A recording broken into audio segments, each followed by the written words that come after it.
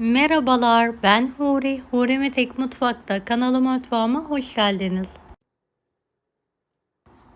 Hafif, lezzetli, pratik bir tarif ile geldim. Tarifimize hemen başlayalım. İlk olarak patlıcanların baş kısımlarını keserek alaca olacak şekilde soyuyorum. 5 adet patlıcan kullandım.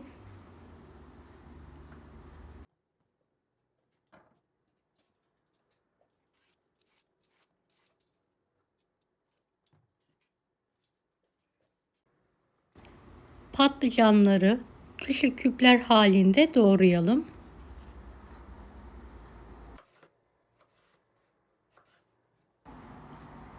Videomu izlerken buraya kadar geldiyseniz yorum kısmına herhangi bir emoji bırakırsanız bana destek olmak için sevinirim.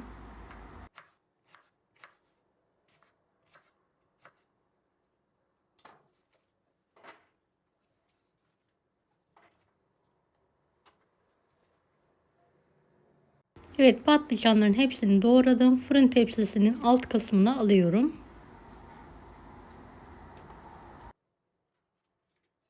Beş adet de kabağım var. Küp halinde doğruyorum.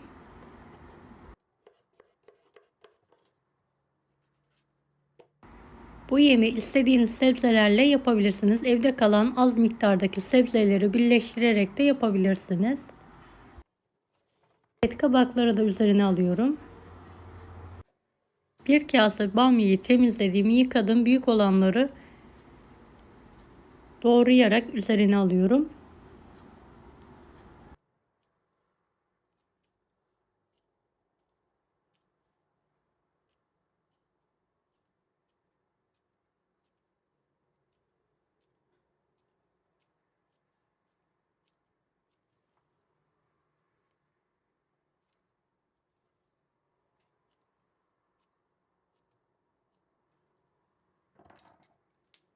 Yedi sekiz adet biberim var. Elimle doğruyorum.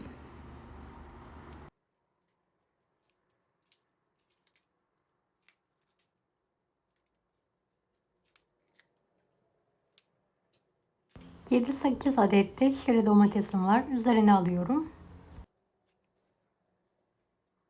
3 adet domatesi kabuklarını soyarak küp halinde doğradım ve üzerine alıyorum. 1,5 tatlı kaşığı tuz, 1 yemek kaşığı biber salçası, yarım çay bardağı zeytinyağı, bir miktarda su ekleyerek karıştırıyorum ve üzerine gezdiriyorum. Evet, en son karıştıralım. Sosu birbirine yedirelim.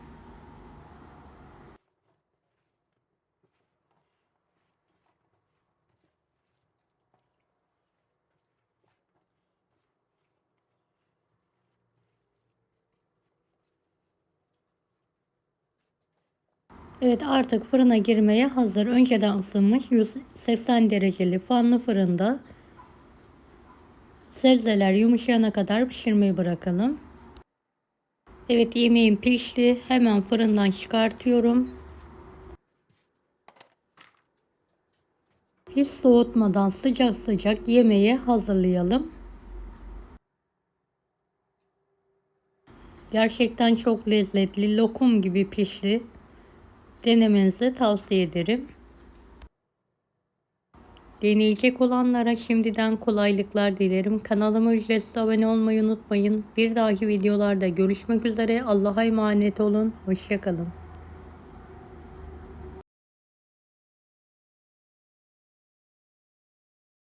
Daha farklı tarifler için bunları da izlemeyi unutmayınız.